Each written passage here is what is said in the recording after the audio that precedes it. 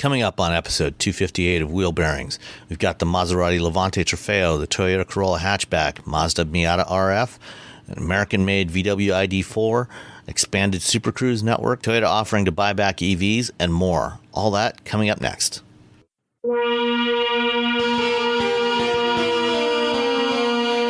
This is episode 258 of Wheel Bearings. I'm Sam Abuel-Sandwich from Guidehouse Insights. I'm Nicole Wakelam from the Fast Women Podcast. And I'm Roberto Baldwin from Ars Technica. And Robbie, you apparently again don't have anything in your driveway. So do you not drive cars at all anymore? I'm on like a car sabbatical just because I have so much work to do. And some of it is actually review cars that I just haven't had a chance to write up. And the other is the fact that I have other work that I have to do. And if I have a car, then I want to drive the car. And then, of course, I need to drive the car. And so I'm like, as an adult, I'm trying to do adult things. And the adult thing right now is to not have any cars for a few weeks until I've caught up. Being a grown-up. I know, it's horrible. It's not so bad because I get to drive my BRZ around. So I'm like, I really, really love driving my BRZ. So it's totally fine, actually. Okay. Speaking of fun little two-seater or should-be two-seater cars, what have you been driving, Miss Nicole? Despite my typing Volkswagen Miata in the show notes, I am not driving that. That is not a vehicle. I am driving the Mazda Miata, or the MX-5. They like to call it now, right? You don't call it a Miata, isn't that the thing? It'll always be Miata. It's always going to be Miata, and it's a weird decision to I know. I'm like, MX-5. it's such a no name. It'd be like saying, no, I'm not going to call it Mustang anymore. We're going to call it like something. No, it's Mustang's a Mustang, and people know the name. So anyway, I'm driving the Mazda Miata. I had that. It was kind of a crazy week because we also had the New England Motor Press had their Ragtop Ramble this week. So I drove that and drove other things and drove back and forth, and then I'm in car number 4 for the week. So it's been crazy. Yeah, it's crazy. You have that's why I don't have no cars, and Nicole has. She's picking up the slack. Well, speaking of the Ragtop Ramble, yes. I was looking at the pictures that you were posting on Instagram. None of the cars there were actually ragtops. Well, some of them were ragtops. The problem with the whole Ragtop Ramble concept is that there are not a lot of convertible cars out there, and the OEMs want to participate, and we like that. So it's the idea is if you have a ragtop, send it. But if you don't have one, send whatever you got. Send what you got that you think will be fun for all of us to drive. So I mean, like we had, Ram 1500s, we had Fords, we had a little bit of everything, but G-Wagons. Yeah. Okay, so the Ram 1500, did you just put people in the back and boom, ragtop? Yeah, exactly. You're in the bed. It's the biggest ragtop of them all. So the idea is. Well, if you have the big panoramic sunroof, you open that up. It's sort of kind of like a ragtop. It's kind of like a ragtop. Yeah, but with less wind in your hair. So I have the Miata, which actually, technically not a ragtop, but it's you had the RF. Yeah, I have the RF. The RF? Oh my God, the RF. If you could see the face that Sam just gave me, like, what kind of bastard child are you driving this week? You should just got a BRZ. If you're getting the RF, just get the BRZ. But it was so fun. So I had that to drive around for just like a very short time at home. Before then, I went on the Ramble and drove other cars, and then have yet a third car in my drive, and a fourth car in my driveway because I have to do a drive program on Sunday from my house to where I'm going. So I've driven the Miata plenty of times, and it's kind of funny. I feel like reviewing the Miata. You either he even put RF in the show notes just to make sure. It's just for my reference when I do the notes and when I publish later. It has just appeared as we're talking. So it's the Miata is a little 2-seater convertible. It is tiny. I mean, Sam, I don't even know how you get into that. It is small. It is small. It is small. My husband at 6'3" was like, oh dear God, how do I get into this? Well, I drove, the last time I drove an RF was in May at the Mama Spring Rally at Road America, and they had an RF there as one of the cars that we could drive on the track. Okay. And the downside is, that on the track we have to wear a helmet. Because it was a rainy day, we couldn't drive the RF with the top open. So I got in this thing, and it's like I'm kind of sitting there with my head cocked to one side, to fit. I pulled the seat as far forward as I could and reclined it as much as I could. So my knees were up around the steering wheel, and it was it was probably the first non-good Miata experience I've ever had in my life. So if you plan to do track days with a Miata RF, you want to make sure that you're sufficiently or have sufficiently little physical stature that you'll actually fit. Because it's a tight car. Either that, or you'll need to like take the seat out and get some different brackets, so you can actually lower the seat in the chassis, and so you can fit. It is definitely a two-seater for not tall people, but it is very fun. I mean, it has a great little manual transmission. It is so much fun to drive.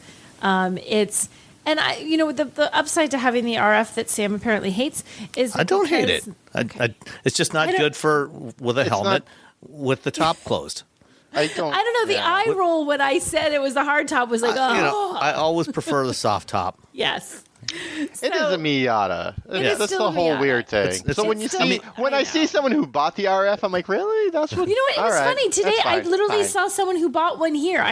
Today, one coming toward me in the same color and everything. I was like, why'd you do that? Like, I wanted to ask him why did you choose that? Why was that your choice? I just got out of that. Why did you choose that? So I feel to give you a point of reference, my feelings when it comes to Miatas, the license plate on my Miata is drive open. Okay. So, all right. Yeah.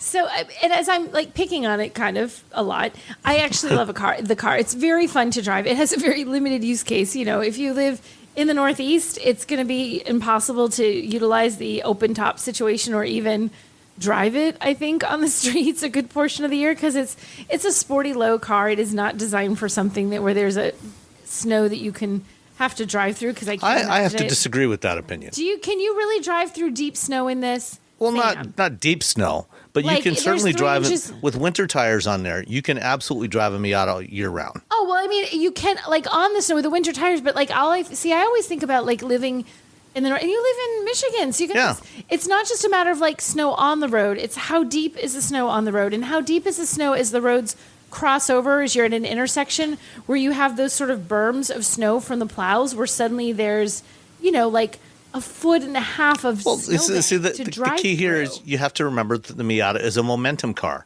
It's all about the momentum because it's not exceptionally powerful. So if you're driving it on a track or an autocross, you want to do things so you maintain your momentum. The same thing is true when you're driving it in snow. As long as the snow is not more than about 4 inches deep, you're good. Well, see, 4 inches deep is not very much snow. We very often have more than 4 inches of snow at any given moment. So I would fear for its safety, not the safety that just the poor car would get destroyed the first time it met a snowbank full of ice that I tried to drive through, getting out of the grocery store parking lot. I'd destroy the front end. But it's really fun. It's really cute. It is. I love that and I don't know how many cars do this. Is it because of the whole convertible thing that everything comes through the speakers in your head? Everything was in the headrest. So when I made a phone call, it's not speakers in the car, it's the speakers in the headrest. So you can very clearly hear everyone, which is kind of cool. I like that. I think they should all kind of do that, honestly. Yeah, actually, the Miata was one of the first cars to ever have headrest speakers like that. And in the early years, they were optional. Yeah. And mine came from the factory without those. But you can unzip the top part of the seat. Yeah. And if you open it up, you can see in the foam, there's actually cutouts for the speakers. Oh, no And so way. I installed the headrest speakers in mine and ran them to the stereo. Because when you are driving with the top down, as you should in such a car, as we've established, having the audio right behind your head makes it much easier to hear. Yeah, it was really cool. I thought that was neat, and it's I don't know what other cars do that right now, but it was just so perfect. I'm like, this is great. Even if you have the top up, it's loud. Convertibles aren't quiet, so to have that right at your ears instead of filling the tiny little cabin, I thought it was pretty neat. Very fun to drive. Just cute, makes you smile when you see it. Happy car. I liked it. It's the thing is with if you're buying something like Miata, you're committing to the idea that you're cool with the fact that it's small, it's for two people, the cup holders are impossible, it's a little, can be a little bit loud, but man, for the days you can drop that top and you can enjoy the sun, worth it, so worth it. Absolutely. Yeah, so I am a fan. Despite picking on it, I am a fan of the Miata. Well, the Miata RF is by no means a bad car. It is just the least great Miata. Oh, that's a good way to put it. That's definitely what it is. Well said. Well said, Sam. It's the least great Miata, and that was unfortunately the only. We did not have any soft top Miatas at the Ramble, but I brought it down there, and then I had 2 more cars that I got to drive that were fantastic. Anything you want to tell us about, or you want to save those? I can save it for later. I can tell you about it now. What would you like? Well, let's save it for later. Okay. All right. Well, since Robbie didn't have anything to drive this week, I had 2. And they were, really, they were basically the same car. They both had 4 wheels, an internal combustion engine, a step ratio transmission. They had 4 doors and a hatchback. So, they were basically the same, right? Totally the same. I'm looking at the description. Nothing different between these 2 vehicles, guys. They're both 2022 model year cars. Toyota Corolla Hatchback and Maserati Levante Trofeo. Yeah, totally the same. Yeah, absolutely the same. Which one do you want to hear about first? The Toyota Corolla. I was going to say, let's hear about the Corolla first. Okay. So the Corolla, this is the hatchback version of the Corolla, which is quite a bit more sporty looking than the sedan, and it's actually quite fun to drive. Yeah, this is definitely of the better to drive a slow car fast variety. This is not the Corolla GR by any stretch of the imagination. It is not exceptionally quick. And it's also not exceptionally large, but it's more than adequate. It's got a 2-liter 4-cylinder naturally aspirated engine with let me find it here. I think it's about 168 horsepower, 168 horsepower, and 151 foot-pounds of torque, which peaks at 4,800 RPM. So not a whole lot of low-end torque in this thing.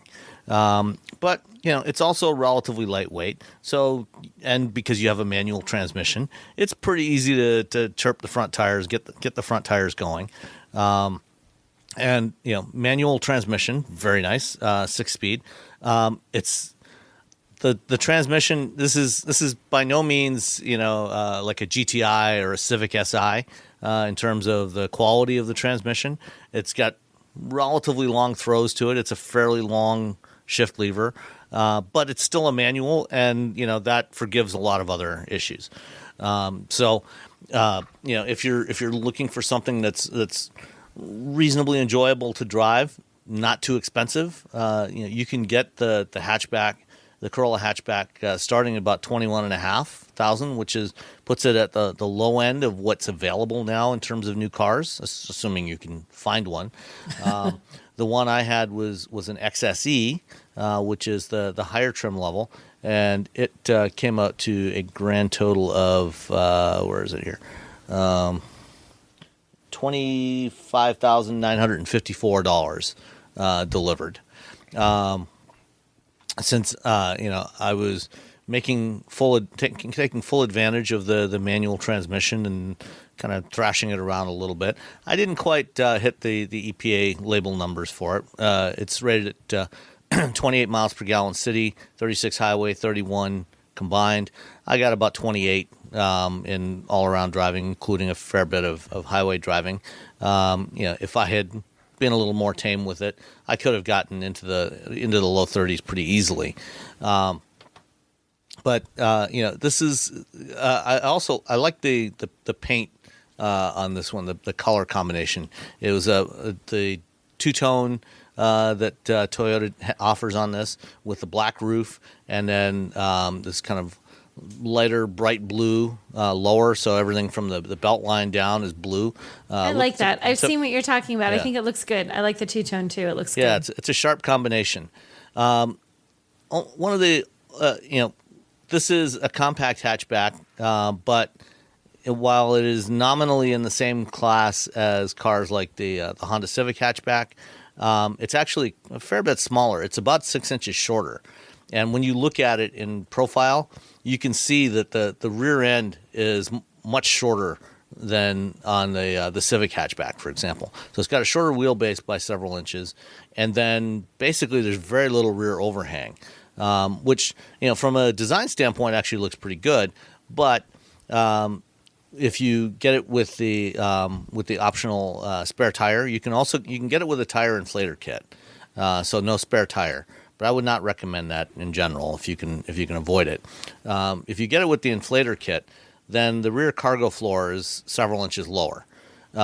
If you get it with the spare tire, the rear cargo floor is basically flush with the bottom of the tailgate, which makes loading fairly easy. But it also means that the cargo area is fairly shallow. It's only 18 cubic feet, which is not it's not bad, but compared to the Civic has about almost 26 cubic feet of cargo area behind the seats.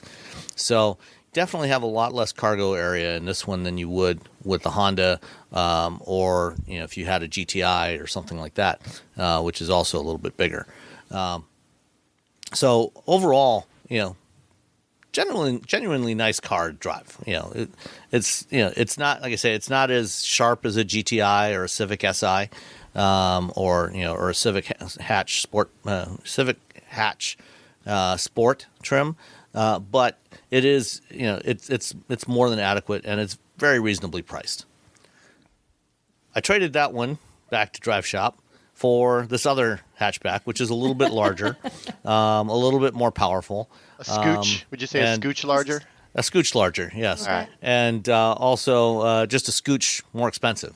So, in fact, the Maserati Levante Trofeo that I had that they sent over for me, one of the options on here, there was not a whole lot of options, but one of the options on this car was a special paint job that you can order. Oh, God. Take a wild guess how much the paint option was. Oh, God. It's up to you, Nicole. He already told me.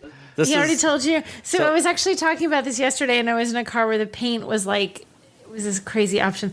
I don't know, on a Maserati, $6,000? Keep going. No. This is the Fury Siri Corsa paint in Rosso Magma, so volcanic red, basically. $10,000? $17,000. Oh my God, that's a car! Just oh my for the God, paint. 17 grand for paint. That better be the best GD paint you have ever seen in your entire life. It's fabulous. I mean, it's this metallic red. And I talked to the Maserati PR guy after I looked at this order sheet, and I said, "Am I reading this correctly?" He said, "Yeah, this is a special option, special order paint." Oh my! They 17? It's hand sprayed. They don't run it through the standard. Oh well, then it's worth the 17. They do each coat. There's 3 base coats of the red. They do each coat. They buff it, polish it, and everything, and then prep it for the next coat. So they do spray three coats, and then the clear coat is a tinted clear coat. And when you look at it, I mean, it looks really like a really deep finish on there. Yeah. So it does look really good. Now, $17,000 good? Yeah, but it's made out of volcanoes. Yeah. Actual volcanoes were sacrificed during the making of this paint. Yeah. But we've been sacrificing far too much into volcanoes. We're just going to sacrifice. Yeah. Now we're taking it back, and we're taking it back. Paint. Take that, volcanoes. I was giving my daughter a ride somewhere earlier today before they dropped it off, and we drove past. Somebody had a Mazda CX-30 in the driveway in Soul Crystal Red, and I'm looking at that, pretty. And while the paint on this Maserati was absolutely fabulous, I don't think it was as good as Soul Crystal Red. Wow. To be honest, I gotta be brutally honest. The Mazda Red though is really nice. I mean, the Mazda Red is like the best red that you can get. I mean, so it's hard to beat that. But I would, for $17,000, they better beat it. Yeah. Well, we're talking about like how the color itself. The red on the Mazda is just. The workmanship that went into the Maserati, though. I mean, you have to get a bunch. No, I mean, I totally understand. I mean, there's a lot of labor that went into putting this paint on there. Yeah. It's a lot of work, and when you consider the craftspeople that are working on this, it is. I would fully expect it to be expensive, but moving past the paint, this is a mid-size 2-row SUV. The Trofeo is the top trim level for the Levante. They have GT and a couple of other trims. The base, the GT starts. It has a 3-liter V6 as well as does one of the other trim levels. This has a twin turbocharged 3.8-liter V8, and when you open the hood, you look at it, and yes, this is an Italian V8, a high-performance Italian V8. When you look at it, it's got the red crackle finish on the valve covers and the intake plenum, just like a Ferrari engine, like you would expect. As glorious as this engine looks, they weren't going to do the kind of, the thing you typically find on almost all new vehicles, where you open the hood and you just see this massive piece of plastic that covers everything that's underneath it. It's so horrible. It's like they clearly want to show off this engine. And in the Trofeo, it's rated at 580 horsepower, at least for the U.S. market. Outside of North America, it's 590 horsepower. I'm not sure why we get less, but this engine, especially when you put it in Corsa Sport mode, the sound of this thing is just magnificent. It's not like a small block Chevy, or a Ford Coyote V8. It's a very different kind of sound, and it sounds like what you would get, from a Ferrari V8, for example. Yeah. This is not a Ferrari engine, but it was, I think, Ferrari assisted in the design and development of this engine. And so it's got that sound. It's not a flat plane crank. So it's only got a maximum RPM of about 7,300 RPM. But it still sounds fantastic. This is a 2.5-ton vehicle. It weighs just over 5,000 pounds. So this is not a sports car by any stretch of the imagination. It does go 0 to 60 in about 4 seconds, 3.9, 4 seconds, and it has a top speed of 187 miles per hour. Because why not? Yeah, exactly. I mean, that's what SUVs are for going 187 everyone miles should be an hour. doing it. Absolutely. Yeah. It's funny, after driving the e-tron GT last week, this does not feel as quick, even though it's got more power, because it does. Even with similar levels of power, what you get from an electric propulsion system is that instantaneous response when you step on it. And this, because it's a turbocharged engine, and it's not necessarily tuned for, at best, for the maximum low end torque. It has decent low end torque, but it just is not the same kind of response you get from an EV. And so, even though this is a very fast vehicle, it doesn't necessarily, you get spoiled driving an EV, with the way it feels, as opposed to, the hard numbers. And so it doesn't feel quite as quick as it is, which is actually probably for the best anyway. You don't necessarily want to be driving a 2.5-ton SUV that fast. But you can if you want to. It's got the ZF 8-speed transmission, lovely interior. This one had the carbon fiber package, so you've got the shift paddles on the back of the steering wheel they're the style that you find on some high performance vehicles, especially high performance Italian vehicles, where they're the big long paddles that are fixed on the steering column rather than right on the back of the steering wheel. They're done in carbon fiber trim all around, lovely, beautiful soft leather everywhere, Alcantara headliner, the all glass moonroof, all that kind of stuff. It's quite roomy in the back seat as well, lots of cargo space in the back. It was actually surprisingly efficient. I was expecting this thing to be just a complete gas hog. And while this is no Miata, or Prius in terms of its fuel efficiency, on a trip up to Traverse City, Michigan on Monday, it averaged about almost 21 miles per gallon. And over the course of the last 4 days, I averaged about, including some around town driving, averaged about just shy of 19 miles per gallon. With for a 2.5 ton SUV with 580 horsepower, that's not too shabby. From a big beefy V8 with all-wheel drive, yeah, that's really good. Yeah. One thing that I found particularly amusing when I was looking around, when I was sitting, looking at the drive mode buttons next to the shifter, one of the modes is off-road mode, which it takes the air springs and lifts it up a couple of inches. And I got out and looked at it, and I've got pictures of it, in off-road mode, and you can see it's definitely riding a little bit higher when it's in off-road mode. And it even has hill descent control, to help you when you're going down a hill to maintain your speed, so you're don't have to ride the brakes too much.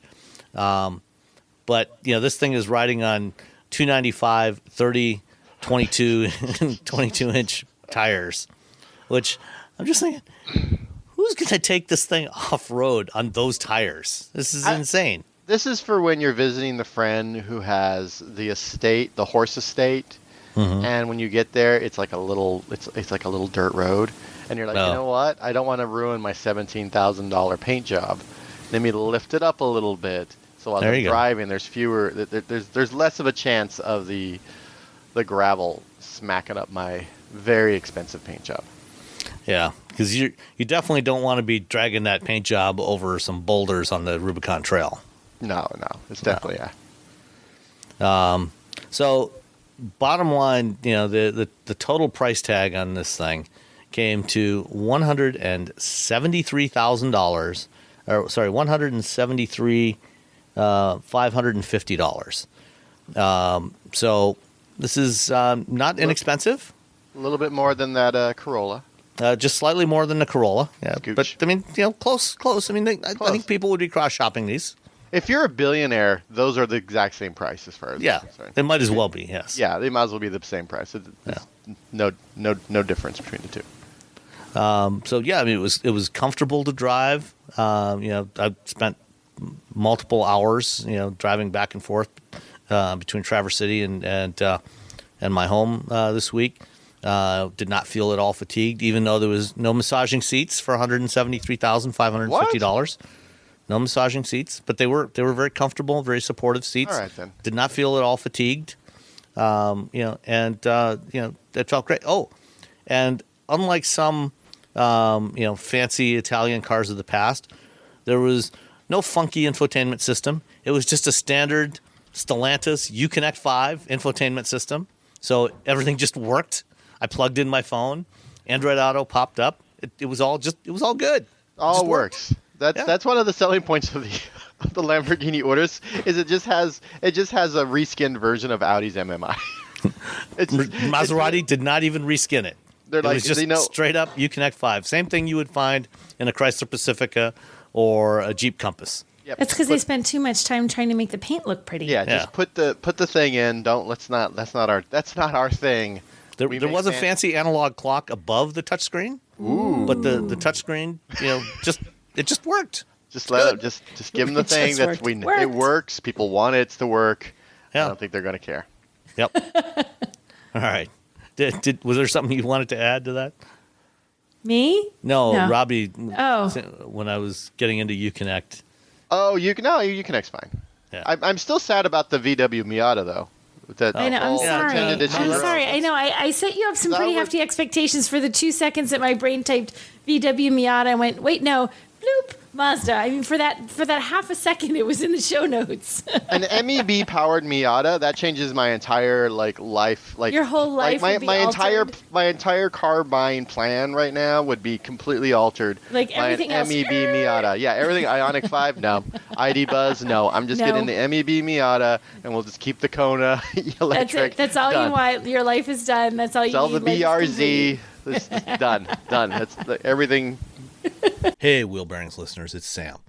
And as I'm recording this, we're getting ready to head out tomorrow for a vacation trip in Hawaii. And one of the great things about going to Hawaii is all the fresh fish and the Asian-inspired food. We just love it there. We love eating the food there. And when we get back, we still love to eat that same kind of food, food of the Pacific Islands. And This May, HelloFresh is helping by celebrating Asian American and Pacific Islander Heritage Month. So for a limited time only, you can get some of that same kind of food with limited time authentic recipes created in partnership with chef Surbi Sani of New York's Tagmo restaurant, who's creating a special cultural taste tour right in your own kitchen. After May is over, as we get into the summer months, you're probably going to be having friends over for parties and everything. So if you're hosting a get-together, check out HelloFresh Market for crowd-pleasing appetizers, snacks, sides, and more for your next gathering. It'll save you a lot of time and a lot of hassle putting everything together as you get your friends together in the backyard. The best part, you can skip that extra trip to the grocery store. All you have to do is go to hellofresh.com/wheelbearings16, that's wheelbearings16, and use the coupon code wheelbearings16 for 16 free meals plus free shipping. Remember, go to hellofresh.com/wheelbearings16 and use the coupon code wheelbearings16, that's wheelbearings16, for 16 free meals with free shipping. HelloFresh is America's #1 meal kit. So if you haven't tried it yet, now's the perfect opportunity to get 16 free meals. Well, as long as we're talking about MEB, let's talk about the 2023 VW ID4. Okay, let's. The ID4s for the North American market, starting with the 2023 models, will no longer be sourced from Germany. They'll be built in Chattanooga, Tennessee. Chattanooga. After they spent $800 million to update it, they're building the ID4 there now. Cool. And it has a version with an available lower price, less range, but a bigger touchscreen as standard equipment. That's what all the people want. Yeah, exactly. Bigger touchscreen. That's the I priority. think we're approaching the point where people who have had electric cars, like this is their second or third electric car, and they're thinking, you know what, I don't need 400 miles. 200 miles is probably fine. You could be right. Do you think that many people are on their second EV? I don't think it's a lot of people. Not California. No. California, I think that's probably much more likely. But I wonder if the rest of us. I think most of the people that own Teslas are on their second or third or fourth That's Tesla. true. No, you're 100% right. I didn't think of that. Most Tesla people. And I think a lot of Model S people, especially in the Bay Area, they're not getting new model. They're getting Taycans. The Taycan has less EPA rated range, but I think they're like, I didn't really know. It's fine. and the reality is the real world range is actually comparable to the real world range of the Model S. So yeah, that's true.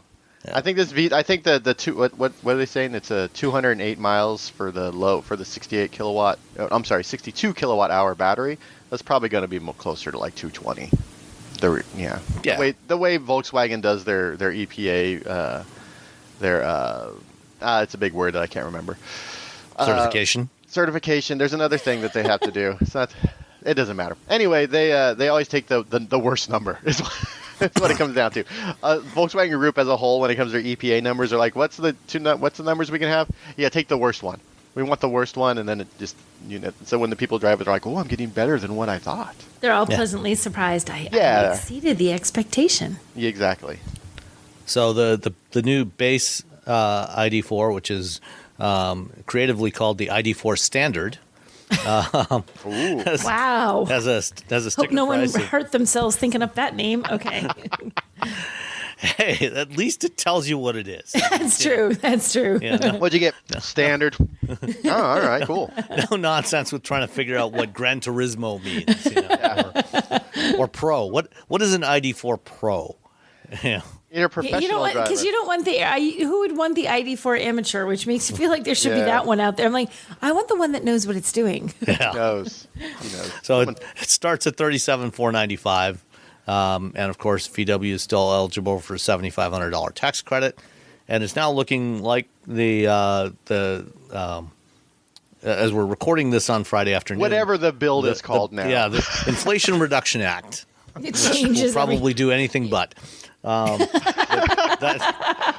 looks like they've got enough people on board, and it's going to get voted on tomorrow. So perhaps by next week it will be law, and. With this one, as we talked about last time, the changes to the incentive programs with that new bill mean that only vehicles that are built in North America would be eligible for incentives, and they also have to have a certain percentage of domestic content in the battery. And one of the other changes, in addition to building the ID4 here in Tennessee, they are also now sourcing the batteries from the SK plant in Georgia. Dun, dun, dun. Yeah. So no more batteries, no more LG batteries from Europe. They're getting SK batteries from Georgia in in both battery sizes. They have the 62 and the 88 kilowatt hour battery for the Pros. And the 12-inch infotainment screen that was optional before, the 10-inch was standard, 12-inch was optional. That's down just standard across the board on all trim levels. So Massive everybody gets screen. 12 inches. Everyone gets so. Overall, I know they fixed the infotainment system according to y'all. I haven't actually driven the ID4 since that's happened, but there is one thing that they did not change that they should have, and that is the rear windows. They still have the little rear button to use the same. Yeah, I downloaded the images. I enlarged and enhanced, and it's still, when you're the driver, you still only have two buttons or two levers to open and close the windows. And if you want to do the rear windows, you have to hit a button and then do the rear windows. As we talked, I think we talked about this last time, or maybe I was talking to somebody else about it. But I think part of their future product plan is that that extra button to enable the rear windows will become a subscription. So you'll have to pay. Oh, you want to roll up and down $5 or $10 a month to be able to use the rear windows. So if you don't pay for the subscription, that rear window button just becomes inactive. It doesn't work. Yeah. Well, you want to roll up and down those rear windows while you're driving? Well, Mr. Rockefeller. Let me. Just hit this accept button on the touchscreen, and we will immediately start charging your credit card. And we will enable your windows. I downloaded.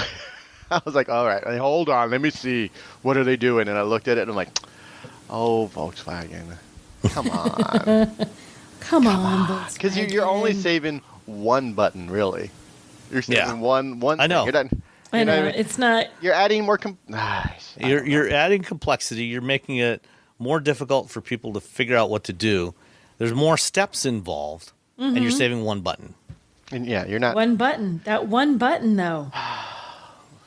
A whole button. Oh wow! What are you gonna do? And I talked to Volkswagen. I just wanted to confirm, if the 62 kilowatt hour battery, if they were just software locking the big battery to 62 kilowatt hours, or if they were actually just installing fewer modules in it, and it is the latter. So there are actually physically fewer modules in that battery pack to make the smaller capacity. So it'll be lighter. So it actually, and because it still has the same 201 horsepower rear motor, rear axle motor, it might actually be slightly quicker than the extended range rear wheel drive version.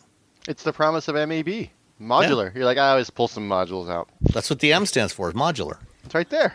Yeah. There you go. It's the modular MEB. It's like when you say ATM machine.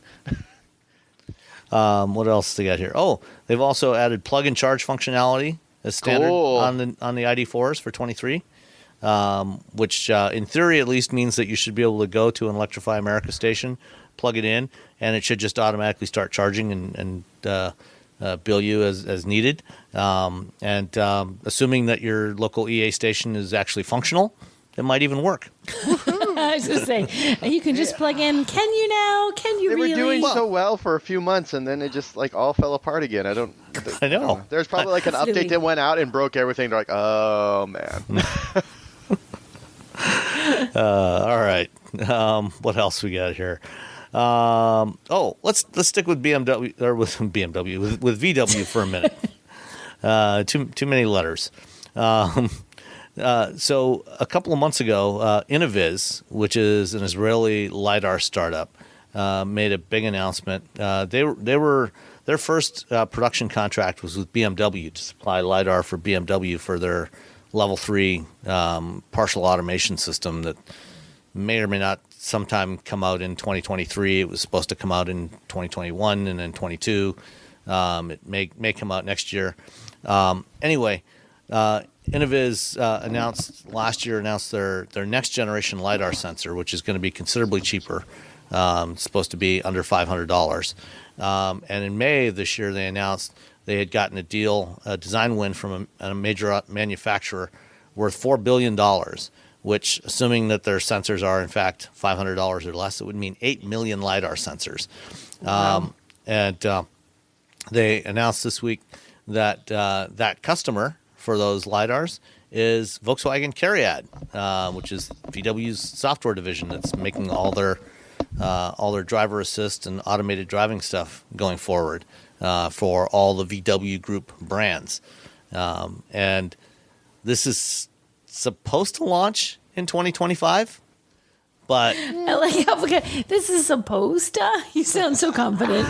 Well, the reason why I'm not as confident as I once was is, we didn't talk about this last time, but Herbert Diess, the now former CEO of Volkswagen Group, yes, he was fired, and apparently one of the main reasons why he was fired was because of chaos at CARIAD, which is doing all the software for all the VW Group vehicles. They're not just doing ADAS; they're doing the infotainment and all the software for all the cars. And apparently, things are not going so well at CARIAD, and a lot of programs are falling behind schedule because of the software team there. So it might launch in 2025. Maybe 26, maybe 27. Who knows? See. I did a thing with Zoox a few weeks back, a week back, 2 weeks, I don't know. I did a thing with Zoox. They're making like those ride hail, little autonomous, little robo taxis. Yeah, little robo taxis. They're making little robo taxis, and the entire time I was there talking to the founder and talking to the team, and we're like, well, what's the timeline? They're like, we don't really want to talk about timeline. They're like, it's close, but we don't want to talk about timeline. And to be honest, if you're working with anything that has anything to do with automation at all, or really just software, to be honest, don't give a timeline. Just don't, because we can all remember when Ford's when Mark Fields came up and like, we're gonna have robo taxis at Ford's in 2019. And we're like, oh, okay, that's cool. Okay, sure. But sure. but other people give timelines and miss them, and still have companies that are worth $900 billion. Well, are they still worth that much? There's been a big hit to that. It went back up in the last couple of weeks. All right. It was back up over $900 a share the other day. And we're talking about Tesla here. We're talking about Tesla. I'm sorry. Yeah. I don't know how much Tesla's worth. It was down 6.5% today after they had their annual meeting yesterday. Oof. Back down to 864. Yeah. So I think there's a still a $900 billion market cap. Yeah, it's still a company that's worth more than it should be, to be honest. Yes, should Tesla be worth a lot of money? Yeah. Should Tesla be worth this much? Oh, God, no. oh, heavens, no. But, the stock market is not the economy. The stock market a lot of times doesn't deal with reality. There's a lot of things about the stock market. But those stock prices are, Tesla's stock price in particular is in large part based on the promises that Musk has made about, self-driving and robo-taxis and all the revenue that they're going to generate from the, 20 million robo-taxis.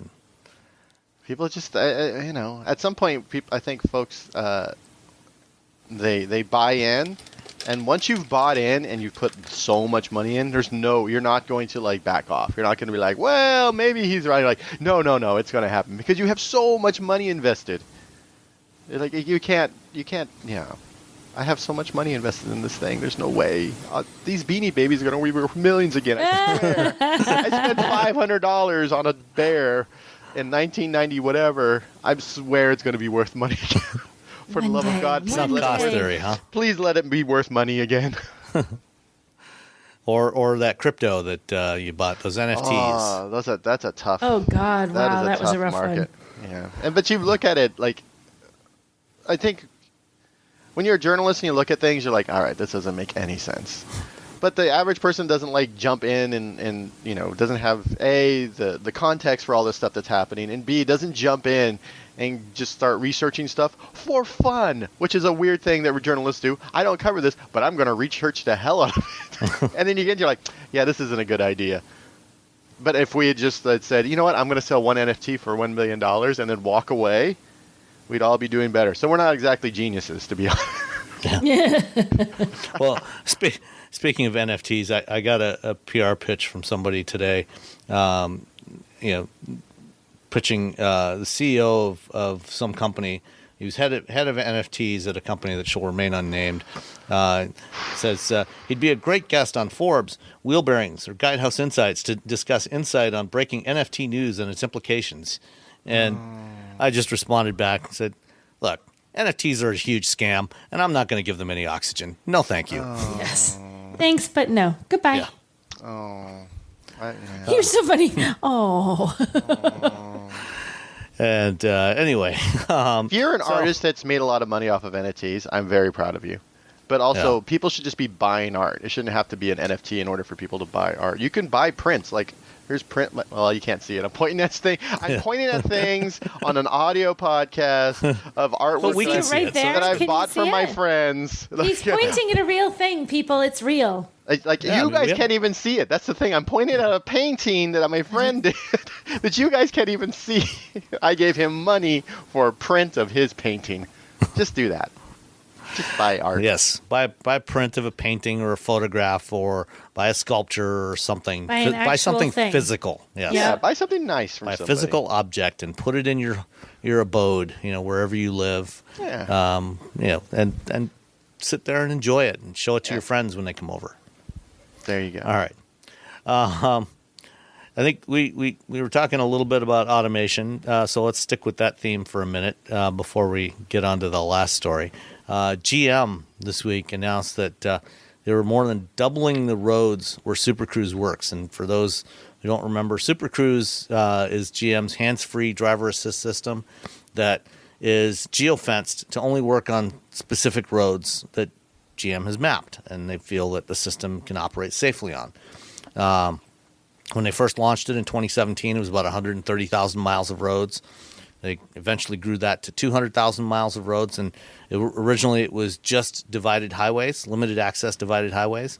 And the most recent upgrade, it actually opened it up to some divided trunk roads. So like rural highways that are still divided. Now they're going from 200 to over 400,000 miles of roads, and the system will apparently be able to work on 2-lane roads like Route 66, the Pacific Coast Highway, the Trans-Canada Highway. Pacific Coast Highway is that's a bonkers. I think a Pacific Coast Highway in LA, okay, I can see that. Pacific Coast Highway in Northern California. Yeah, I was just there a couple of weeks ago. I don't know how well Super Cruise. I would be interested to see how well Super Cruise works on there. Yeah, that could be a very interesting experience. I know that the first time I try it, I will be keeping my hands very close to that steering wheel, hovering right over the wheel. Absolutely. One of the things they did say on the call for that is that because you've got these rural 2-lane roads, some of the things that they will disable when you're on those kinds of roads, and because they know what the road is, because they've got high definition maps, they can turn certain features on or off based on what road you're driving on. So if you're on a 2-lane road, it won't do auto lane change or lane change on demand. You'll have to, if you want to pull out to pass somebody, you'll have to do that manually. You're responsible for that. Or if you're coming up to a traffic signal or a stop sign, it knows where those are because they're on the map, and it's also got the cameras. And so as you're approaching those, it will start flashing the light bar red, and it'll say, hey, put your hands back on the wheel, and you'll have to take control again.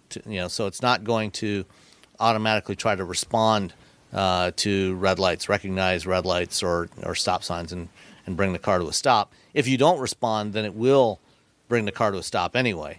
But it will ask you to take control back in those situations.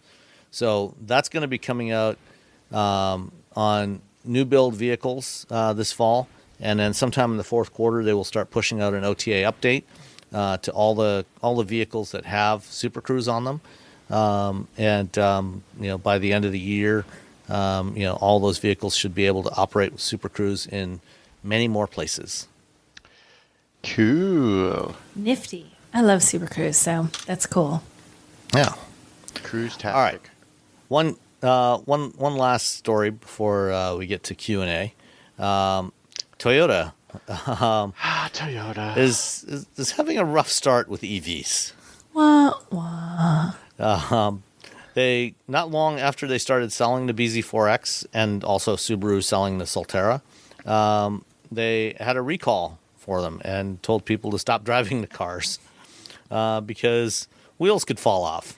I mean, really, like, the reason the wheels could fall off, like, you're thinking, oh, it's going to be some technical thing that involves engineering and numbers and math, but the wheels could fall off. Which is that's a saying. Oh, the wheels fell off on this situation. Literally, the wheels are falling off. Literally falling off. Like, no, we're not kidding. Actual wheels falling off. This seems like it should be a fairly straightforward thing to fix. It's like, bolts and whatnot. Yeah, just you don't even have to have people bring the car to a dealership. They haven't sold that many of them. Just send a technician out with a torque wrench. Is this literally what it is, that they're not torqued on well enough? Does it say? I don't know. They haven't said. They have not said what the problem is. Why they're nuts or wait, I'm reading this story from CNN and it says because nuts or bolts could loosen and wheels or axles can become disconnected. Like there's some sort of vibration system that's pulling the nuts off if you do like sharp turns and acceleration. And we're just like, I don't know. It's an EV. There's no what's going to vibrate. I don't know. This is a very weird. This whole thing is just really weird and strange. Don't drive your car that you just bought from us. Immediately don't drive it because the bolts that hold the wheels can loosen even after a relatively small number of miles, allowing the wheels to detach. Just drive it along. Whoa, who lost a wheel? Wait, that was me in my brand new EV. Toyota doesn't know yet how to fix the issue? This is like Toyota's whole deal is like we're Toyota. We build cars that last for millions of miles. Like Top Gear took one of their trucks, stuck it in a building, blew up the building, and the truck still started. And they're just like, we don't know. The wheels fall off, man. I don't know. It's EVs. EVs are crazy. Yeah, I mean, a few years ago, they bought back a truck from a customer, a Tundra from a customer that had driven it a million miles. Yeah. Just so they could study it and figure out what did we do right on this thing that made it last so long, so they could make sure that they incorporated all that into the new Tundra. Well, they didn't incorporate it into the BZ4X, I can tell you that. Apparently not. You drive it, it's a 12-mile car. You drive it 12 miles, and then you just... And that's it. So apparently the Subaru is only off the hook with the Solterra because they haven't delivered any yet. Oh, okay. So that's according to a statement from spokesperson Jessica Tillman. She said in an email. So they haven't delivered them to anybody yet. So that's why we haven't heard the recall because it's not out there yet. So apparently Toyota is offering to buy back cars from some customers, until they fix this problem. Can you imagine? They don't know what's wrong. It's not even like we're going to just take a little time. We got to get you this part. Here's your loaner. It's like, we don't know. Park your car. I mean, all goes. Oh, I'm sorry. I mean, maybe it's a problem with the studs or I don't know if they have studs and lug nuts or bolts holding the wheels on this one. It says bolts in this story. Okay. So maybe the problem, is the bolts themselves are defective and they might actually be stretching. So it might be a metallurgical problem with the bolts. We sourced our bolts from a recycling center down the street. It turns out recycled Pepsi cans are not great for cars. They don't work. Who knew? This goes back to my whole theory that Toyota built this car the way a sullen teenager is told to clean their room. They're like, I'm going to do it, but I'm not going to do a good job. Just shove everything in the closet. If I have to, I'll do it. Fine, whatever. We made the RAV. We made the Prius. Why are you guys hassling us? I feel like there's a lot of we made hybrids cool. Yeah. Leave us alone. We made more hybrids than everybody else put together. Yeah. We have the RAV4 Prime. Come on. Fine. But wheels are okay. So the story also says only 260 BZ4Xs have been delivered so far. So it's not like a lot of people. It's like 260 in the grand scheme is a very small number of people. So I can see why they'd say like, this doesn't say anything about the buyback. It just says they'll give you a loaner. It's funny though, of the 260, it's a big enough problem. They're like, oh, right, like only it's not 260 like one. on the road, right. or 200, and they already found this problem. Right, yeah, because it's enough of them that they're like, oh crud, everybody stop. Oh dear. Oh man, what should we do about that? I don't know. Buy them back, I guess. Just throw some money at it. Throw money at the problem. They're not even going to drive it. Toyota dealers will pick up customers' BZ4Xs, bring them to the dealership, and provide a free loaner. Like they're not even going to don't even drive it to your dealership. Get out of that car. We'll send a flatbed. We'll send a flatbed. This is serious. I mean, seriously, it must be an issue that they're like crud. What are they giving them as loaners? Because they make enough cars. Right? Yeah, exactly. They need to find two. Yeah, what are you getting for a loaner when there's no vehicles out there at all? They're all just looking around. I was just going back through my notes from when we were at the Toyota headquarters in June. Yeah. And Bob Carter was talking about sales and their inventories, and this was right at the end of May, and he was talking about for May, they were expecting to have between 173 and 174,000 sales for May. And at that point, they had 12,600 cars in inventory, which is like 2 days supply. Nothing. And their sales, Toyota sales were down quite a bit in July simply because they could not get enough vehicles. They did not, they had nothing to sell. And so, I don't know, maybe they'll go buy some used cars or something to go down to the local Manheim auction and buy a couple hundred cars and give those as loaners. They have the courtesy vehicles, and I'm assuming I don't know how many each dealer has, maybe 2, maybe 3, but a lot of these are probably sold in California. Mm-hmm. So there's that. Yeah. So they're sort of concentrated in one area. It's not like out over the whole I'm assuming really. Like half of them were probably sold by Toyota SF.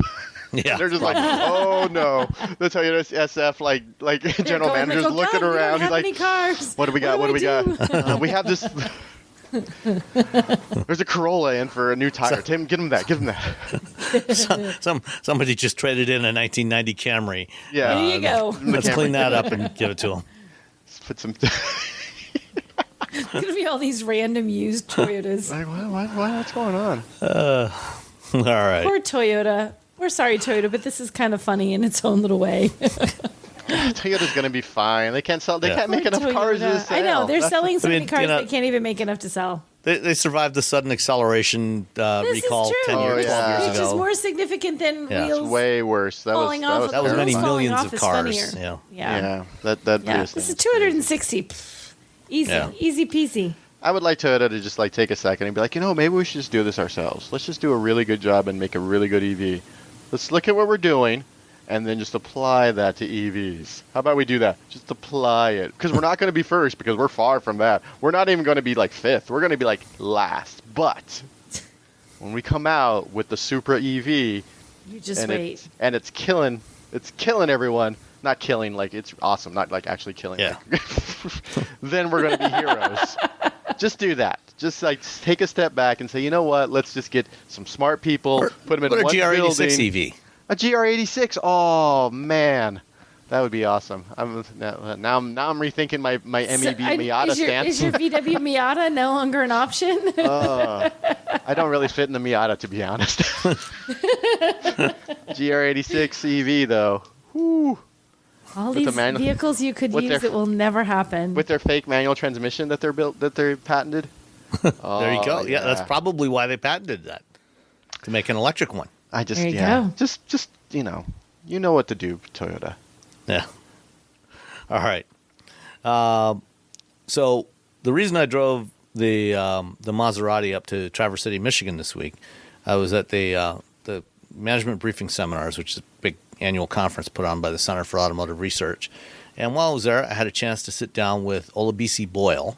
Olabisi is the VP of Product Planning and Mobility at Hyundai Motor America. And we chatted about a whole bunch of stuff with EVs and charging infrastructure and Hyundai Home and Evolve Plus, which is their subscription service that they're playing with, that they're experimenting with EVs, and a whole bunch of other stuff. So I'm going to drop that interview in right here, and we'll be right back with some listener Q&A. Hey everyone, it's Sam. This week, I was up in Traverse City, Michigan for the Center for Automotive Research's annual Management Briefing Seminars conference at the Grand Traverse Bay Resort, and had a chance to sit down with Olabisi Boyle. BC is the Vice President of Product and Mobility at Hyundai Motor America. And so she basically oversees all of the product planning strategy for the company for North America, really, at least for the Hyundai and Genesis brands. And we sat down for a chat about Hyundai and where it's going, what they're doing. Really interesting conversation with BC. Sorry about some of the background noise. We were sitting in the lobby of the Grand Traverse Resort, and there were some families around, some kids in the background. Tried to suppress that down as much as I can, but you can still hear the conversation pretty clearly. So enjoy. Just want to chat about you, your role at Hyundai, how it's the first couple of years have been, and then kind of some of the challenges that the company is seeing and trying to address as you move into this era of electrification. Yeah. So let's start off with, you've been with Hyundai 2 years now. Yes. You've had a good career, across several different companies. Like you were FCA, you were at Ford and Visa. So you got some different perspectives. So let's just start off with Hyundai and what that's been like for you. How has your time at Hyundai been so far? It's been the best time to be at Hyundai, and for a couple of reasons. So one, I wanted to join Hyundai because it had a pretty dynamic leadership team under Jose Munoz, right? That was one piece. But then when I got here, I sort of discovered we have a transformational vision from our chairman as well. And how the last 2 years, what that has been is helping bringing all those pieces together to where we are. And now I'm noticing, I was talking about it when I first got here because it was new discovery for me, but now I sort of feel other people are noticing as well. Yeah. And so why the last 2 years have been so great is, so I'll take it in chunks, right? So there's a piece of it, let's talk about on the EV side, right? So, at the time when I first got here, we had the EVs that we had were Ioniq and the Kona EV, right? And so actually Hyundai's been in the both EV really business. good vehicles. Exactly. Hyundai's been in the EV business for a while, so that's one piece of it. But then, so now that I'm here, now we're at the point where we have the eGMP platform, right, that allows us to spawn this Ioniq 5, Ioniq 6, and one day Ioniq 7. And so I got to be part of the launch of the Ioniq 5. And everything that comes with, and then the thing that I love about this, not only are we bringing the technology, we're bringing the consumer experience. So on the technology side for the EV, you've got, the charging 10 to 80% in 18 minutes, the 800-volt architecture that enables that. You have 300 plus AER. You have all of that on the technical side, right? Then we've also thought about the features on the interior. So part of my role also is making sure that we have the North American voice for the vehicle that's going to be launched here. So I routinely go over to Korea and we review all the Genesis vehicles, all the Hyundai vehicles, and I give the North American point of view. And we're a large part of the volume for Hyundai. And so our voice matters a lot. And so you work with the engineers that are designing the center console, which by the way are women, might I just a side thing. That are designing the center console and designing the heads-up display and everything that goes along in the interior that makes it an experience for people. So not only do we come correct with this technology, but we're also bringing the experience piece. The other piece of my role that I get to do here from the North American standpoint is, all right, you have the vehicle, you have the technology, you might even have the experience piece, but I have to drive that thing every day. I have to take my child to daycare every day. So am I going to have a place to charge? Or is my building going to have home chargers? Maybe I live in an apartment. And so what was great under Jose's leadership, we have this what we call the MECA committee, Mobility, Electrification, Connectivity, and Autonomy. And in our MECA committee, we brought in a couple of things. And so on this experience side. So one of the things was, how do I buy this vehicle? I hear these EVs might cost more. And so one of the things that we wanted to do was EV subscription program, which we call Evolve Plus. But we wanted to make sure that our dealers are involved. One of the things that I feel is really great about our approach is we see the dealers as our partners in this EV transformation. And so what we got to do is work with some dealers to launch the Evolve Plus program such that you have, and we have to work with, in conjunction with the business unit, our Hyundai Capital, so that we could make this pencil for the consumer, pencil for the dealer, pencil for HMA, also pencil for Hyundai Capital. And so that took some coordination, but everybody was willing to do that. We got great dealers to work with us. We got Hyundai Capital. And what we did is we found you can come in, put a credit card down for a month, try it before you buy. You get the Electrify America 2 years on your Ioniq 5, 2 years free charging for 30 minutes. And so we had to work with Electrify America on that piece of it. And which will come back to big piece of the puzzle. Yeah, because that's part of the experience, right? Because some people have their home chargers at home. Some people are like, well, when I'm at home, I'm not at home, where am I going to charge? And let's try to optimize those opportunities for our consumers. And so we worked collectively to launch that with dealers, and we had so many learnings from it. People could come in. Also, a little bit during the chip shortage, it's a new sales channel and an easy way to try this, and if it didn't work for me. And now we're having, because it's been going on a little bit now, conversion, where now I don't want to just subscribe to it. I want to actually buy this new EV. But it was also maybe when we're also going through the chip shortage, an opportunity for maybe a gas car. And so it lets people who maybe would have never considered an EV like, this thing wasn't so bad. And while I'm waiting for maybe the car that I came in for or whatever the case may be. So we have Evolve Plus. That was from a subscription and a new sales channel opportunity. And a way that works and pencils for consumers in a price range that they could work at. Then Hyundai Home. So this is, how do I bring the eco-friendly life? Create an entire ecosystem around the car. Right. Which is something that's worked great for Tesla. Right. Getting people with the Tesla solar panels and the power walls and the car and everything because else. All of that is, but a lot of people, they do their research. How do you bring all those elements together? So with our ability, can we bring all those elements together and make it sort of easy for you? So first was launching our Ioniq 5, which we did in February this year. Second piece of it is going to be the home charger. So that's the most key thing. That's the out of those four elements, the charger and the energy storage, charger, energy storage, and solar panels, energy storage. The charger is important. So with that, we're going to launch in about a couple of weeks here. And then the third piece of it that we want to launch in third and fourth quarter are the energy storage. The home battery. And then that you have at home, right? So when your electricity goes out, if you have a thunderstorm in Traverse City, that happens. And then the fourth piece will be the solar panels. And so what we also want to do is make sure we have a variety of vendors that we work with, so there's many options for our consumers. So we've launched it in pieces. We didn't want to launch it all at one time because we're also, again, working in partnership with the dealers on that. So then there was the Hyundai Home piece. Again, the experience. We know we're coming correct with technology. The experience matters. So we had Hyundai Home, we had Evolve Plus.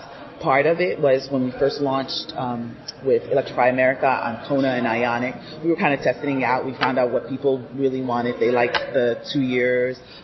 They liked unlimited for 30 minutes, all that. And so we put that on the Ioniq 5.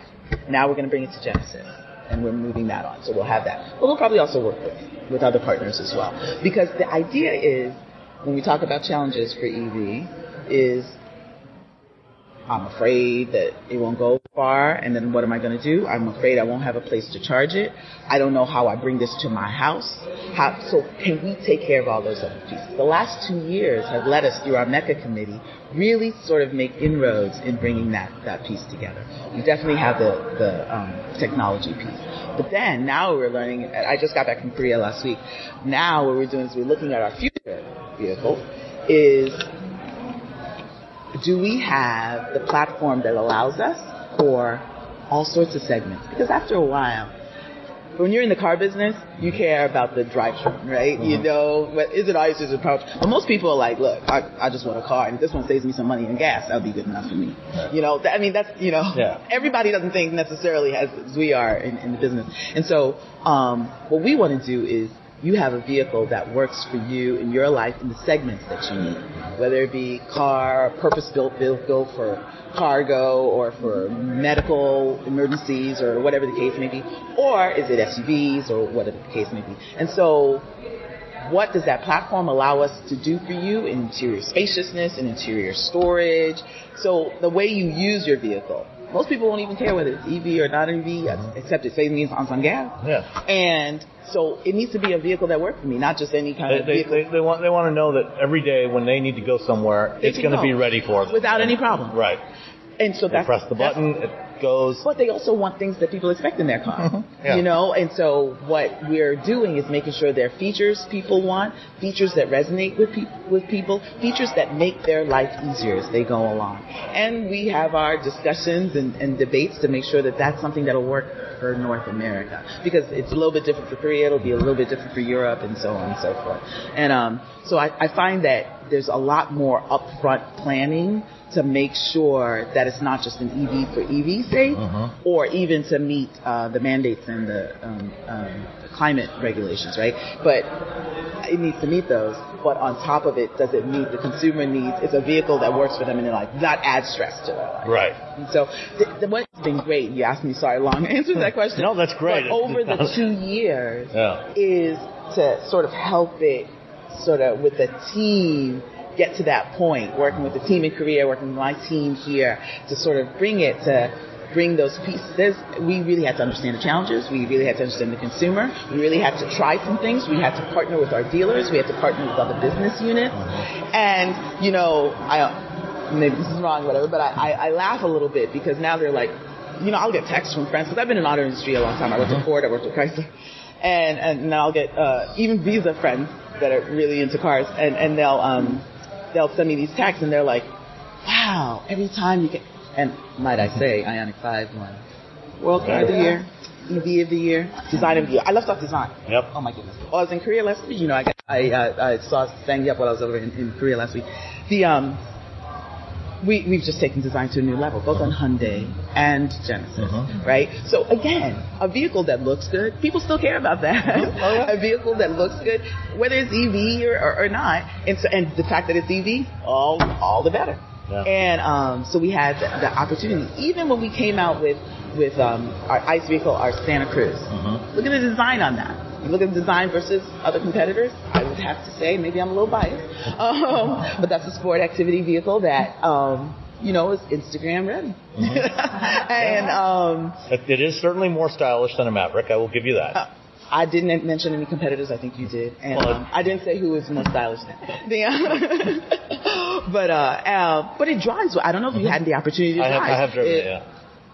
Maybe I'm a little biased, but I also think it drives and handles a little better with that 2.5 liter turbo. And so even from, I call it taking care of today and taking care of tomorrow. So, you know, we have our Palisade family vehicle, right? We have our the Santa Cruz, which has great appeal. But, by the way, won in appeal in Best in Segment recently. And but then any responsible company should. Taking care of the future. And the future does involve EV. But the other piece, when you talk about joining the company, and why I was saying, I had mentioned our visionary chairman earlier, is, okay, so we have our EVs, we've laid out a platform, we have future platforms coming that'll take us in segments that meet everyone's needs in terms of EV, but we also have hydrogen, right? And so, and the thing people, and I remember conversations I'd have earlier when I first got here, they're like, well, the hydrogen battle is over. I'm saying, have you seen the climate objectives that we have to meet? It won't only be solved. Maybe those can be in commercial vehicles, but you need to develop technology. It's not a one or the other. We have significant goals if we want to address. So we've already come correct on EVs. Hydrogen is further back in the infancy of its journey, but we've made some progress. We have our Nexo, we have our Exient truck, and then we're also looking at eventually new technology, again, of our leader's vision in our joint venture with Motional, right? And so we have our Ioniq 5 that is in our Motional that's going to be autonomous vehicle that we're looking at and have some opportunities in Vegas to sort of run that around. And then now San Diego and Santa Monica. Exactly. Yeah. So here it is, Hyundai. So like I said, I get these texts and they're like, I'm like, I've been telling y'all we've been doing this for the last 2 years. Y'all just catching up. And so so you have your EVs, you have your in terms of mobility, you have your hydrogen, you have your autonomous vehicles, and then we're bringing robotics into it, right? You have some opportunities where maybe you could have basically an autonomous vehicle, but because of robotics has legs. Lets you climb up a brownstone in New York and settle itself down so someone can roll a wheelchair into it. It's aligned with our Progress for Humanity, where we want our technology to sort of serve people. It also uses our robotics technology. And then, as we recently, bought Boston Dynamics.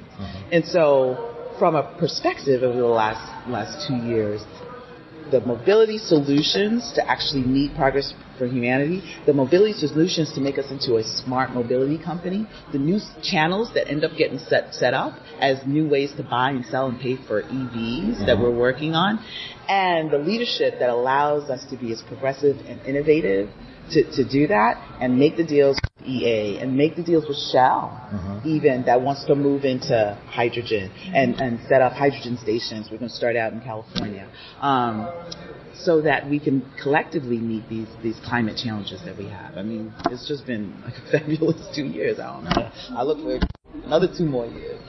Okay, question number 2. Sorry. No, that's great. I love that. Sorry. No, it's great to just be able to ask a question and just let you run with it. No, it's fantastic. I mean, you covered a lot of areas, and I think a big theme out of all that of what you just said was around the experience.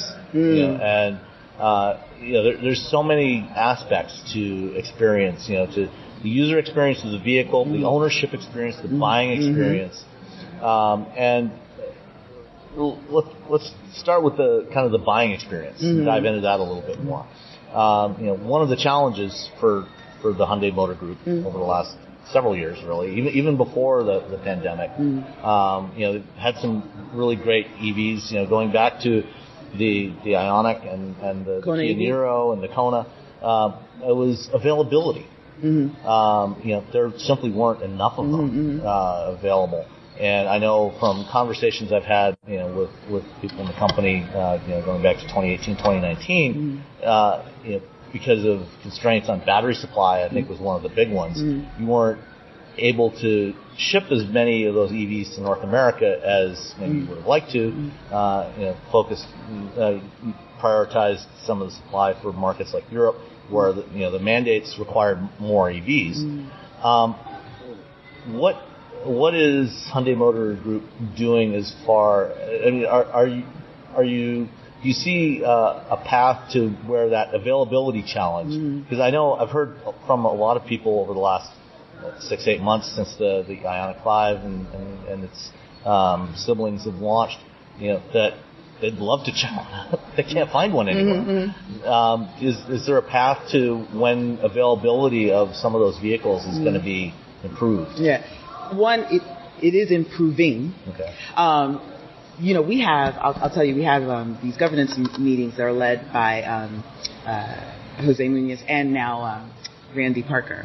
And one of our key challenges is discussing that availability. What's been great is because we've done so well in North America, we have a lot of opportunity now to work with our colleagues in Korea just prioritize some of that North American get some more allocation. Exactly. And we're doing, and that's really, and the leadership in Korea has really been supporting us with that. And now part of it was kind of overall capacity constraints. That wasn't just a North American issue, you know. And so a little bit, that hasn't completely been resolved, but we're improving in that way. And now, especially with the way North America has performed, we have a lot more opportunity to sort of solve those issues. You've demonstrated that people here actually want to buy these vehicles. 100%. So give us some more. So there's the opportunity. I'll let Randy and Jose talk about exactly how much, but where we are is that is an improving situation as we go forward, for sure. Okay. Then, you know, the other piece, you know, once the vehicles are, you know, available from dealers, the dealers themselves. You mentioned the dealers numerous occasions during that first question.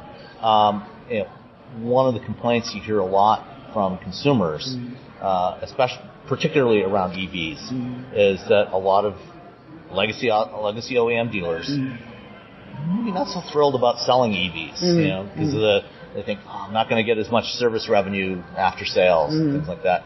And sometimes, you know, they try to push people towards internal combustion vehicles, even if they come in looking for an EV, or you know, maybe they're not as well educated as they should be about the EVs. You know, to answer questions for consumers, what's being done to try to improve that situation, to improve the experience for customers that want to shop for an EV? So, you know, you talk about a little bit of the evolution of since I've been here over 2 years. So when I first got here, I wouldn't say everybody, but it was more what you described.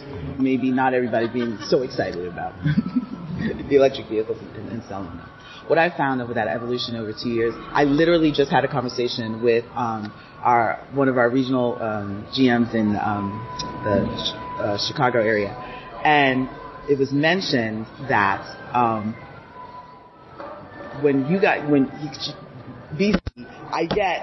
when we talk about how excited everybody is about these electric vehicles, you know, the pressure on me where this dealer will call me and say that I can't get, and you gave more to that one and you gave this one to that one. She goes, oh my God. Like every time because what we have is these ongoing monthly touch points with our dealer council, but then we have like quarterly, and we're about to have one in September with all the dealers and at NADA.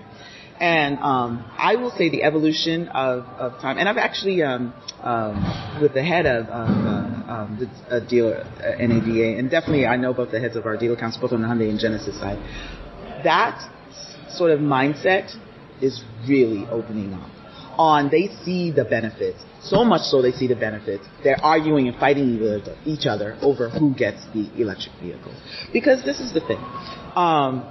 As we transition on this road to electrification, and you see that there's new sales opportunities and new sales channels associated with EVs, and I think one thing of benefit of working with Hyundai is we see the dealers as our partner in this. Because when the not early adopters who can afford really expensive EVs that came out at first, but the people that need kind of to get to work every day, they're going to go into the dealer and say, how does this work? What does this work for me? That's where they'll find out about Hyundai Home. That's where they'll find out about subscription for a while if you don't want to like make the investment and get a lease or whatever the case is. That's where they're going to find out, oh, this is how you bring a charger to your house. This is how I can help you out with this. So we know the dealers are partners, and we have shared this evolution in our thinking and our strategy and what our lineup is going to look like, to where the evolution from when I joined from 2 years ago to now, that attitude of I don't want, there are partners in this now. Even the most, let's call it skeptical, I see, you know, we'll be out and we'll have our discussions, and the same people will kind of be like, I don't know about this, are not talking like that now. They're like, DC, when's the next one? When can we get our Ioniq 5? And I'll be like, okay, let's talk to Randy. So now they see the consumers actually want them. Yes. They're starting to change their attitude. Yes, and they see the opportunity. They see the people that are walking in to even ask about it and try about it. And so now it's about training. It's about, do you have your charger set up so when they come in? It's about, do you have all the guidelines so you can meet and get your Ioniq 5? Because we want requirements. If this is now something that you have to almost qualify qualified for to some degree. It's just like, have you got your chargers in place? Have you met these needs? Have you met that? Do you have someone who can talk intelligently about how the EV is going to work and how it's going to work for consumers? And they're like, I got on my list. I'll have dealers now coming to me and they're like, oh, beats, I got my chargers in. It's like and that did not happen. 2 years ago. Okay. Speaking of chargers, that is also a pain point for a lot of consumers. I mean, if you can, most people, at least today, anyway, somewhere between half and 2/3 of consumers have the ability to charge at home. They've got off-street parking. But when you want to take a longer trip, or as the market expands and you get into the used car market, and people that are buying older EVs that don't have access to off-street parking, they're going to be relying on public charging infrastructure. And I'm sure you're aware that today it's not where it needs to be. It's not where it needs to be, both in terms of availability but reliability. Because you'll get there and one might be broken. It's not working. I went to my local EA station last week with an EV that I was driving that was nominally capable of charging at 270 kilowatts. I plugged it in onto a 350 kilowatt charger, and I got 5 kilowatts. That is not an acceptable. Of course. And that was on the one that was working. The other one was completely offline. So and I've talked to a lot of people, and this is a not uncommon problem. Right. Is there anything that Hyundai is doing in terms of your relationships with EA or other charging network providers to put some more pressure on them, or something to help them, to address this problem? So there's the companies you talk about, the infrastructure piece. There's also working with government piece, because it's great to put the mandates out that we need all these EVs, but we need to also have the requisite structure so that we don't have the issues that you just discussed. So we, again, part of our MECA committee, one of the things that we do is, and working with our government relations office, is what are we doing to locally, we're based in California, locally in California, but throughout the states, explain what we need to do with infrastructure. When we go into new things, like, because we're doing this on electric, but also hydrogen. So that's why we made the deal with Shell to develop 50 new stations in the California area and sort of work on Project Neptune to see what we can do with that. Because we don't want to just develop the technology and then now make a demand that's really hard to so you have to work with partners like Shell and EA, and we'll work with others. You have to work with the government so they understand what's required to do that. PHEVs are important, HEVs are important. The reason I put that is because everyone wants to go straight to BEV. But this is also a culture and a behavior change for people. I'm used to, I go to the gas station in every corner of the cases. Maybe I do a HEV first, then I'm pull to a plug-in HEV, and then I move to battery EV. So we also want to work with them to understand the transition as we go to mass adoption is important. By the way, infrastructure as we go to mass is important. We're going to partner with every opportunity for infrastructure, from a Shell to an EA that we can, because we want to make sure it's available for our consumers. We're also going to use our opportunity to influence them, as we need to make sure that they are all maintained when we do make that partnership. So you got the infrastructure and then the awareness piece. So how do we make it through our app so you know where all the locations are?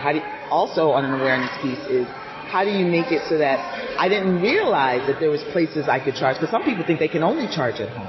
That's another place the dealers come in, right? And on explaining all that. So the infrastructure, the awareness, the working with government, the partnership. Have you putting some signs up with those EA stations, that stick up above the SUVs that are parked around it? So you can know where in this parking lot is that EA charger? Exactly. Every gas station's got a 40-foot sign in the air, but. And that's not a very technical, solution, but it's just a common awareness thing that people need, and communication that is needed. Again, I do think in all of this we have to understand. I call it the road to electrification. It is a journey. I think if you and I are having this conversation 5-10 years from now, especially on the not so much hydrogen, but maybe the BEV side, we'll be like, now we have much more infrastructure, or the case is. But we had this conversation back probably when I was at Ford and Fiesta 10-15 years ago. You had nothing, and no one was working on EV and all of that. So I think we have an opportunity. I want to be mindful of your time. So I just want to couple more things. One, on fuel cell. You've got the Nexo out there. It's a great vehicle. There's maybe about 45 hydrogen stations in California right now, roughly. And of course, Hyundai's also got the fuel cell trucks. Excellent. And I think we're going to start deploying some of those in North America this year. You've had them in Europe for a while, in Korea. More on a demo tech basis, but yeah. Do you see fuel cell being a part of the solution for light-duty vehicles, or is it something that's going to really be focused more on the medium to heavy-duty market? I think there's more opportunity, especially because you want to get the infrastructure to support it, on the medium to heavy-duty market. That doesn't mean that we want to forget light-duty, but I think if you build up the infrastructure for that, that'll help it now to scale down for the you have more opportunities of scale when you do that. And so that's why we want to look at those opportunities. Now that is behind in the journey from BEV. But for our collective universe, we're going to need all of these to make this work. It won't just be BEV and passenger cars. Okay. Yeah, I mean, I remember I wrote an article when I was writing for Autoblog 15 years ago. I wrote an op-ed piece, saying the end of the petroleum monoculture. Because monocultures in any ecosystem are always a bad thing. Right. It's always unreliable, and we're going to need multiple kinds of solutions to do this.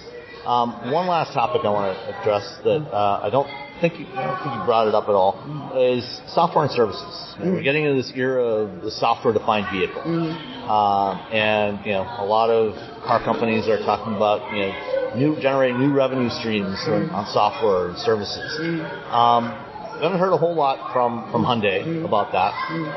Is that an area that you're absolutely? So we have connected car and our GV70. Yeah, you've had Blue Link and we have the new brand. And then in our GV70 in Korea, we do have in-car payment, right? And so we're looking at the solutions there. I wanted, when we bring it to North America, to be a solution that really works for people here.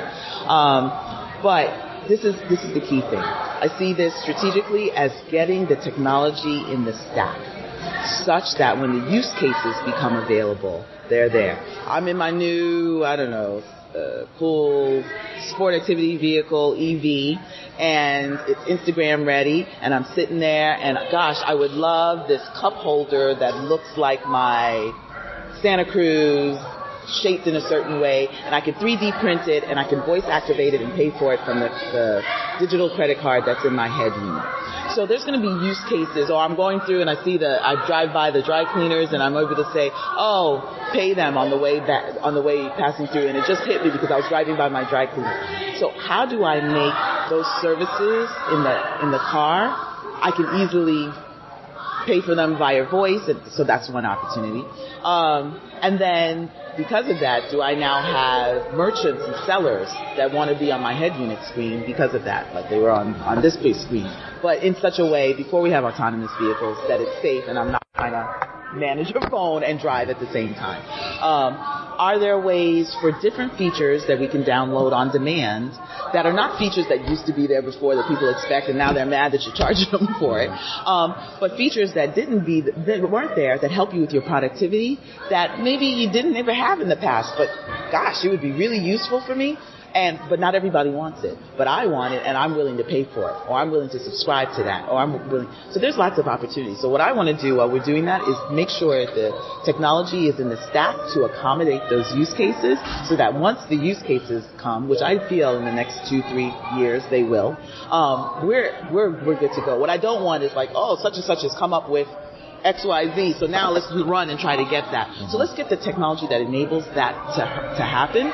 And then the use cases that help people be productive while they're in the car, help people get their kids' homework done, help people pay off their dry cleaners, have people order this or that, have this delivered when they pass this, like I can order this, I can get the tickets because I just heard the Taylor Swift concert and the tickets are there and I can just order them and things that you happen to be in your car while you're doing it. And it's a use case that you're able to pay for. And then features that allow you to do that on a continual basis that not everybody wants, but if they do want it, they can download it to their car, feature on demand. Okay. So can we expect to see $14 a month heated seats from Hyundai anytime soon? Not for features that people already are used to and used to get the old-fashioned way. There will be new use cases. Trust. Okay. Great. Well, thank you so much for your time. Thank you. It's been a pleasure talking to you. Oh, good. Thanks. All right. Let's answer some listener questions. Let's see. So first up, from Gupta AJ, he has a question about dealerships. Could you discuss the law around needing dealerships, and is anyone looking at doing away with that requirement? It would be nice to use the ridiculous delivery charge to have the vehicle at least delivered to my door as ordered and at the listed price someday. Is it technically laws or is it all contract stuff between OEMs and dealerships? No, laws too. There are laws. And the problem with this is it's all at the state level. So there's 50 different laws in 50 different states. Wow. So some laws, and sorry, this was not from Gupta AJ. This was from Wes. AJ had a different question, but at any rate, the laws in some states they allow manufacturers to sell directly to consumers. Places like California, but like in California, for example, they only allow manufacturers to sell direct to consumers if they don't already have any existing franchise dealers. The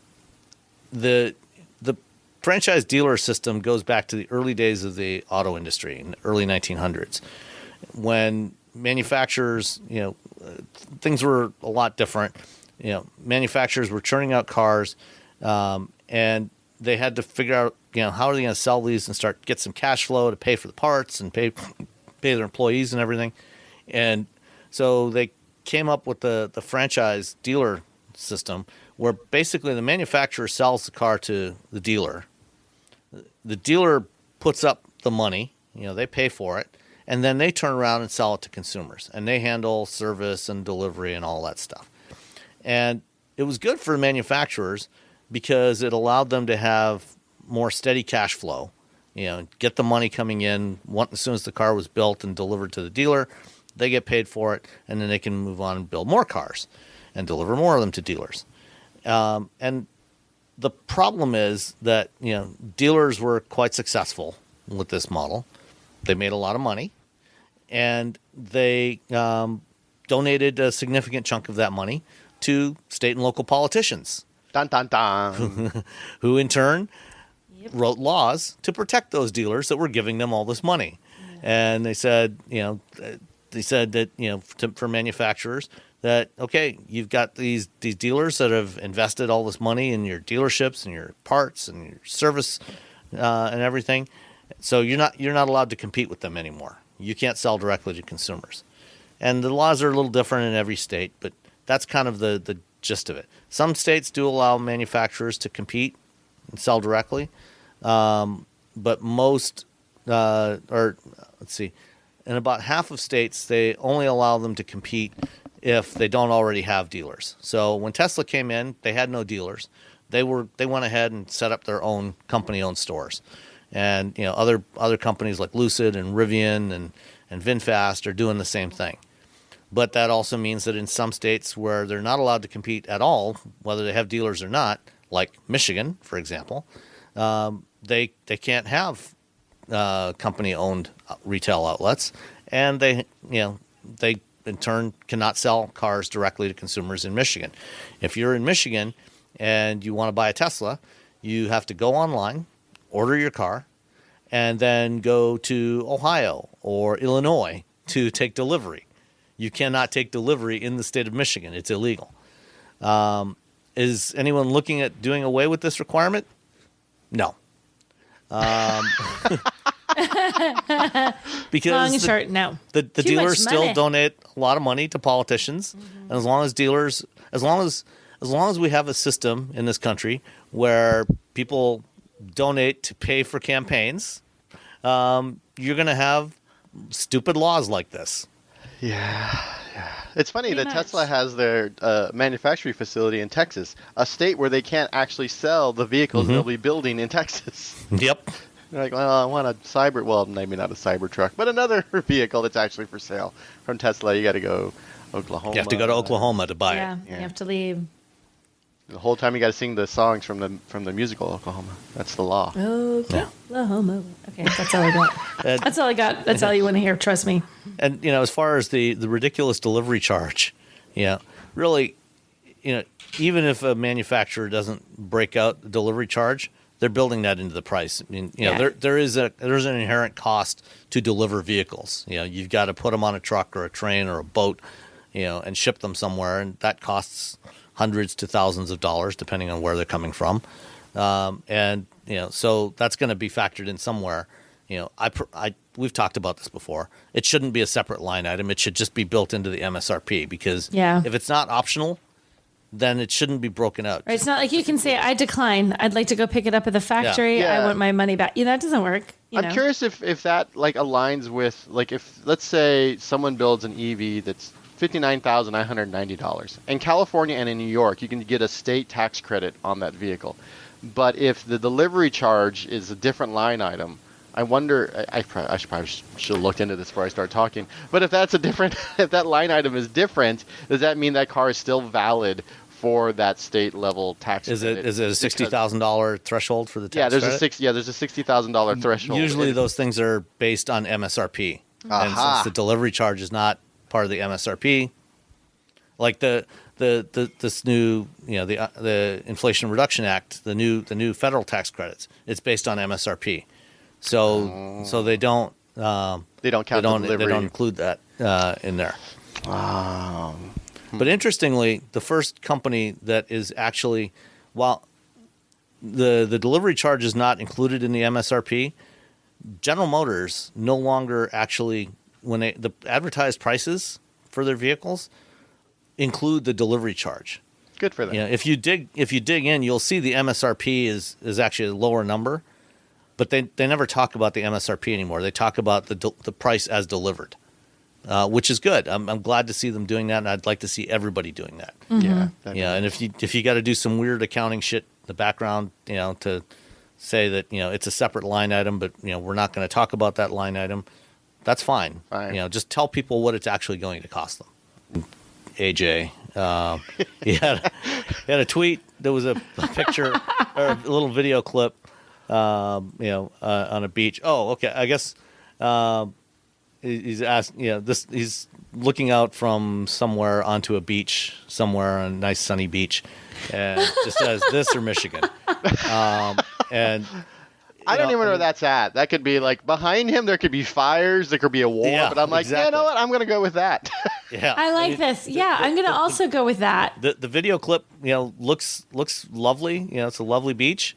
And I wouldn't mind spending time there, but I would probably rather live in Michigan because we don't have earthquakes or fires or And yet. or droughts. Not yet. Details. Ugh. All right. Jay Barnett asks, really would love to better understand the apprehension from automakers to limiting vehicle speed. It's become almost as taboo as something like placing a limit on the number of bullets a weapon will hold. Well, Volvo actually, to their credit, is actually limiting vehicle speed to, I think, 111 miles an hour Which on is their still new vehicles. ridiculous. No one should be driving that fast. But No, let's carry on. But yeah, they're limiting their vehicle speeds. That Levante, 187. is anybody gonna drive 187 miles an hour in that thing? It's marketing. It's Yeah. yeah.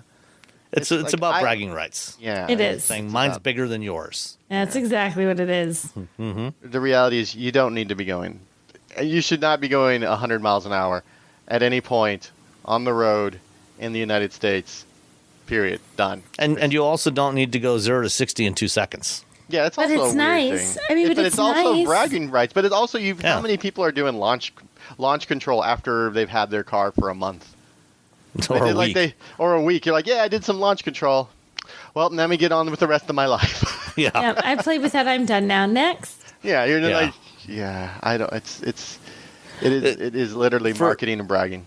Yeah, I mean, for what it's worth, I think most manufacturers are actually limiting the speeds, at least compared to what they could do on their EVs, just because they want to make sure that they still get a decent range. And, the aerodynamic drag goes up as a function of the square of the velocity. So the faster you go, if you double your speed, your aerodynamic drag goes up by a factor of 4. EVs are very susceptible to aero drag, which is why when you're driving on the highway, your range drops off pretty dramatically if you're driving at 85 versus 65, so most of them are limiting the speed of their EVs to not much more than 100. There are exceptions, of course. Yeah, I know there's a whole sect of the automotive journalism industry that doesn't believe that speed kills. They're like, oh, it's speed. I'm like, well, that's just physics. It's the sudden change in speed that Exactly. Yeah. Like, well, if Exactly. I'm going really fast, it's like saying, falling doesn't kill you. I'm like, yeah, but eventually you hit something. yeah. Like the act of falling doesn't it's kill the sudden you. deceleration. It's when you hit Blam. something. It's the same thing with Yes. driving, and it's really sort of eye rolling whenever you encounter that, and I'm just like, you're just. I don't know. It is bragging rights, and the reality is you can have a lot of fun going up to 60 miles an hour, to be completely honest, in a car. Do autocross. I mean, you're never really going that fast, but you're doing but you're going to have a lot of fun doing autocross. So it's I don't know. The people they're afraid there's going to be backlash because of course there will be, and there'll be op-eds because of course there will be, and then something about freedom because of course there will be. There will be. But freedom, And you but we're already limiting a lot of things on vehicles, but whatever. And what you could do is you could do like what GM does with Super Cruise. You can geofence it so that if you've got a high performance car, you're taking it to a track day, and you're on a Oh racetrack. yeah, open it up. You yeah. can unlock it there. Knock yourself out. Go crazy. Knows That's where you what are. track days are for. Well, maybe not Yeah. too crazy. Don't throw it into the gravel. But if you're on a public road, you limit it to say 90 miles an hour maximum. I think 90's There you go. I think 90 is a good number because there's a lot of places where you can do 70, and there's places you can do 80, and there are sometimes you're if you're outrunning the cops, you're gonna want to be able to do 90. Yeah. At least 90. You don't need to go any faster than 90, to be completely honest. Anything above that, that's just dumb. You're just being dumb. If you're outrunning the cops, or the mob, or Be the Yakuza, or anyone who you've angered, maybe a spouse, you don't really need to go faster than 90. Just drive. What you do is just drive into a parking structure where the helicopters can't see you, and then you ditch the car and run away. The end. There you go. Yeah. The end. And there's your story. That's there's it. your That's story. the end. That's All right. it. How to get away Last from one. Last one comes from and that. What would it take to make wagons cool again? Is there an EV1 planned from any of the big manufacturers, or is everything just a crossover now?